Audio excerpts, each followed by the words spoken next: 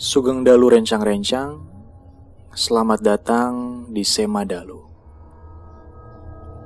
Semadalu kembali bertamu malam hari ini untuk menceritakan kisah dan pengalaman menyeramkan yang terjadi di daerah Cirebon dan sekitarnya. Sudah siap didatangi lagi malam ini?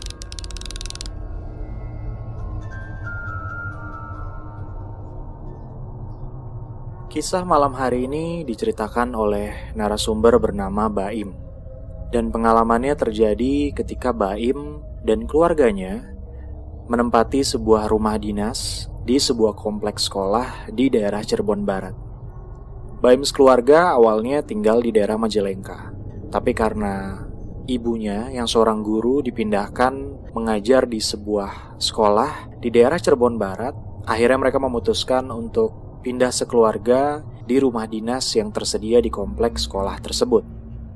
Dari kompleks sekolah tersebut terdapat 3 rumah dinas yang diisi oleh 2 keluarga. Rumah pertama yang ditempati oleh keluarga Baim, dan rumah kedua dan ketiga ditempati oleh 1 keluarga. Ketika keluarga Baim memutuskan untuk pindah ke rumah tersebut, sebenarnya tetangga sekitar sudah menyaksikan keputusan keluarga tersebut pindah di rumah dinas itu. Karena ada beberapa keluarga yang pernah tinggal di sana tapi tidak pernah bertahan lama. Konon memang kondisi rumah itu yang dihuni juga oleh sosok-sosok gaib yang membuat para penghuninya tidak betah berlama-lama di sana. Seperti yang Baim ceritakan, karena rumah dinas ini terdapat di dalam kompleks sekolah sehingga akses masuknya itu lumayan jauh dari jalan, cukup gelap dan juga sepi karena rumah-rumah warga sekitarnya terletak lumayan jauh dari rumah tersebut. Sementara ketiga rumah dinas itu lokasinya pun agak berjauhan. Yang satu berada di kompleks sekolah dasar dan yang satunya berada di dekat gedung SMP. Sehingga walaupun memang masih terlihat oleh mata, tapi antar rumah itu cukup jauh jika harus dijangkau dengan berjalan kaki. Rumah dinas yang Baim tempati ini di depannya lapangan voli, di belakangnya terdapat kebun mangga yang lumayan luas, dan juga ada kamar mandi dan juga sumur yang memang terletak terpisah dari rumah. Selama menempati rumah itu memang banyak kejadian misteri yang dialami oleh keluarga Baim. Dan malam hari ini saya akan menceritakan pengalaman yang dialami oleh ibu dari Baim ketika mereka masih tinggal di rumah dinas tersebut.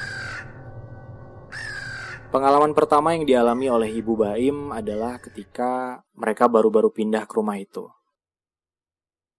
Pernah suatu kali, ibu Baim ini berjalan ke arah pintu belakang rumah karena beliau berniat ingin buang air kecil di kamar mandi. Saat itu suasana sekitar rumah sudah sangat sepi, tidak ada juga warga sekitar yang lewat di situ. Dan ketika baru melangkahkan kakinya keluar dari pintu belakang rumah, ibu Baim ini melihat seperti ada 2 sosok putih di kejauhan. 2 sosok itu tepatnya terlihat di arah kebun mangga yang sudah sangat gelap jelas pada malam hari. Sosoknya pun tidak bisa dijelaskan dengan gamblang karena yang ibu Baim lihat sosoknya hanya putih dari atas sampai ke bawah, dan yang cukup jelas terlihat hanyalah bahu kedua sosok tersebut. Dan yang membuat terlihat agak ganjil karena kalau memang itu orang yang sedang berjalan, pasti bahu akan bergerak sesuai dengan langkah kaki. Tapi yang ibu Baim lihat, kedua sosok itu bergerak, namun bahunya tetap diam. Seolah-olah kedua sosok itu tidak berjalan, tetapi seperti melayang. Mereka bergerak dari arah kebun mangga yang gelap tersebut menuju ke arah kamar mandi rumah dinas kedua. Sempat cukup lama ibu Baim melihat kedua penampakan itu. Namun setelah melihat itu, Ibu Baim tetap berusaha berpikir positif.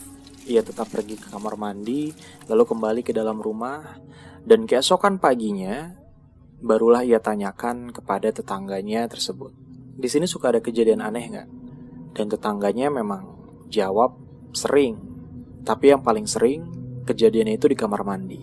Sering kali pada malam hari tetangganya itu mendengar ada suara perempuan menangis dari arah kamar mandi di area belakang. Tapi kejadian malam hari itu sebenarnya memang tidak terlalu menjadi pikiran Ibu Baim. Justru kejadian berikutnya yang dialami oleh beliau yang membuatnya menjadi lebih takut dari sebelumnya. Saat itu lepas maghrib, mungkin sudah hampir isya. Di daerah rumah dinasnya itu benar-benar kalau sudah lepas maghrib pasti akan sepi, tidak ada orang. Bahkan rencananya malam hari itu Ibu Baim ingin pergi ke warung yang terletak di pinggir jalan. Jarak dari rumah dinas ke warung tersebut memang lumayan jauh. Mungkin terus ditempuh dengan 5-10 menit berjalan kaki. Yang menjadi masalah, ketika ingin pergi ke warung, Ibu Baim ini harus melewati sebuah gang sempit yang sebelah kanannya adalah rumah tetangga dengan tembok yang sangat tinggi dan sebelah kirinya adalah kebun mangga. Dan di sana sangat minim penerangan. Jadi Ibu Baim harus gelap-gelapan melewati gang tersebut. Saat itu akhirnya beliau memberanikan diri untuk pergi ke warung.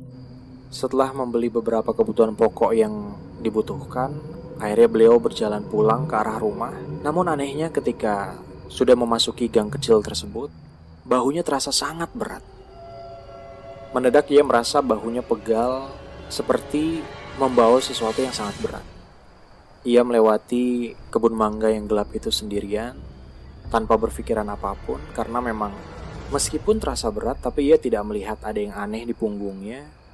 Dan baru akhirnya ketika dia sudah hampir mendekati rumah, sebelum memasuki area rumah itu memang ada pagar besi. Dan Ibu Baim kemudian membuka pagar besi itu, dan disitulah ia merasakan ada sesuatu yang berkelebat di punggungnya. Ibu Baim melihat ada yang melesat dari punggungnya, melayang ke arah depan, sesuatu berwarna putih yang diiringi dengan suara tertawa mengerikan. Ibu Baim langsung berlari masuk ke dalam rumah. Melihat suaminya, ia langsung menceritakan apa yang barusan ia alami, sambil terus berdoa dalam hati karena ia tidak pernah benar-benar menyangka bahwa ia mengalami kejadian menyeramkan seperti itu. Sepertinya ia baru saja menggendong sesuatu. Kisah di rumah dinas ini tidak berhenti sampai di sini. Ada beberapa kisah lainnya yang akan diceritakan di Semadalu episode selanjutnya.